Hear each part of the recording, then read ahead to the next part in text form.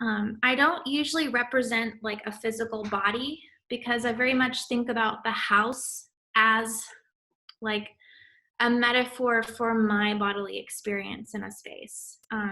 So the most that I'll do is like use this pink thread that I stitch into paper or canvas, that is a representation of myself in a space. So like the little pink symbol that you see under the stairs, is a representation of like kind of self-portrait. And I mean, one of the things we didn't really discuss is blue, the color. Oh, yeah, we can talk about blue.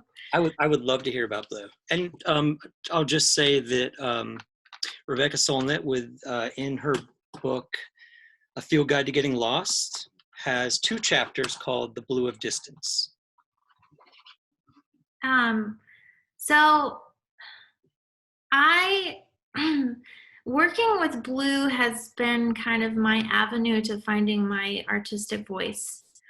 Um, Blue is the color of the throat chakra, which is an area of the body that I've often struggled with, and just to like project myself. And I think years of practice, I've been able, and having a teaching practice, like I've been able to speak with some authority, project myself.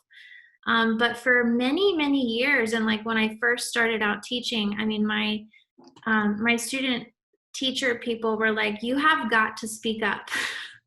I was just very soft spoken. And I've had multiple times in my recollection of like growing up where people were like, I can't hear you, you need to speak up. And I had a session with my therapist as a kid, and she took me outside and by this like pond, and she said, I want you to practice screaming, just in case you ever need to scream. And so I did that, and I have a poem about that experience, that kind of goes with my work.